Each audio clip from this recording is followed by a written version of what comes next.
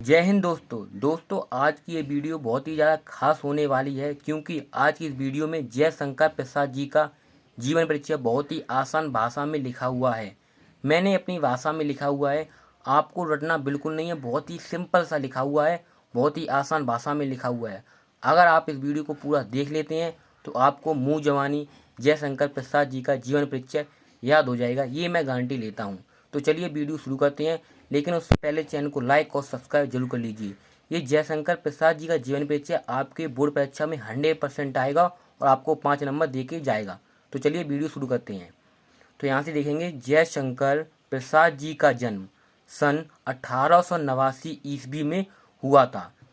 तो सबसे पहले आपको लेखक का जन्म लिखना पड़ता है, उसके बाद उसके पिता का नाम, माता का नाम, उसके बाद लास्ट में उसकी मृत्यु लिखनी होती है। तब बीच में क्या कार्य करता है वहाँ पे लिखना होता है। इसी तरह से आपको पॉइंट में लिखना है, ठीक है। तो जयशंकर प्रसाद जी का जन्म सन 1889 ईस्वी में हुआ था, ठीक है। फिर लिखेंगे इनके पिता का नाम, इनके पिता का नाम देवी प्रसाद था, ठीक है। फिर लिखेंगे इनकी माता का नाम, और इनकी माता का नाम मुन्नी देवी था। ये ध्यान रखना, पॉइंट ऑफ व्यू से मोस्ट इंपॉर्टेंट हो जाते हैं। माता का नाम और पिता का नाम 100% एग्जाम में चेक करता है, ठीक है।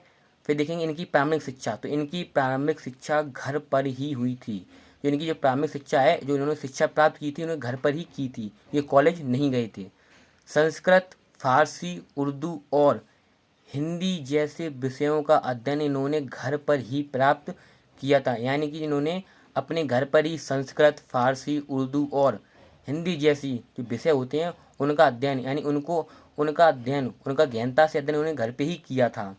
जब प्रसाद जी 12 वर्ष के थे तब इनके पिता का देहांत हो गया था।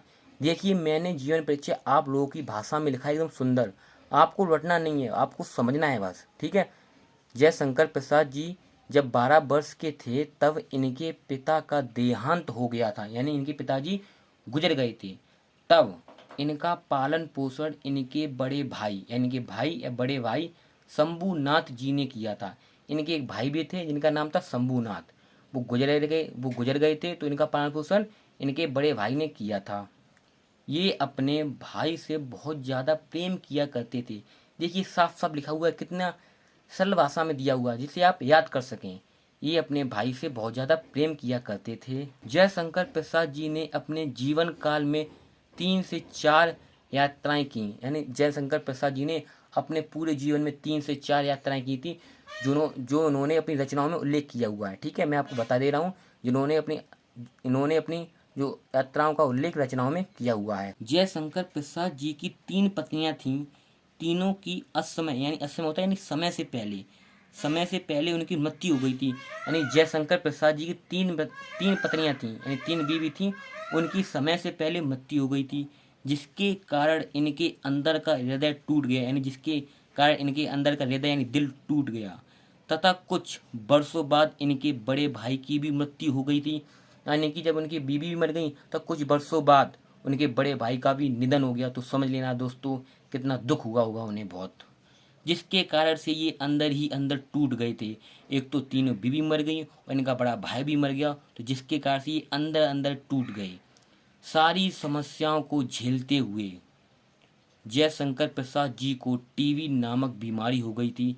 जब इन्होंने इतनी यातनाओं को सहा तो उन्हें सारी समस्याओं को झेलते हुए इन्हें टीबी की बीमारी हो गई थी, यानी टीबी बीमारी होती है, उन्हें टीबी की बीमारी हो गई थी, जिसके कारण इनकी मृत्यु सन 1937 ईस्वी में हो गई थी या हुई थी। यानी इन्हें टीबी नामक बीमारी हो गई थी, जिसके कारण से इनकी मृत्यु सन 1937 आयु में हो गई थी, यानी अल्प आयु में हुई। अल्प आयु मान लीजिए 37 वर्ष की आयु में इनका जन्म हुआ 1889 और 1937 मृत्यु, यानी अल्प आयु में इनका निधन हो गया था टीबी नामक बीमारी के कारण। इन्होंने अपने जीवन में बहुत सारा संघर्ष किया और संघर्ष करते करते इन्होंने बहुत सारी रचना का भी उल्लेख कर दिया। तो यहाँ पे रचना पूछेगा आपसे एग्जाम नंबर 1, लेकिन मैं आपको यहाँ पे 3 बता दे रहा हूँ, क्योंकि आप हमेशा एक्स्ट्रा याद करिए, जब भूल जाए तो आपको 100% याद आ जाएगी।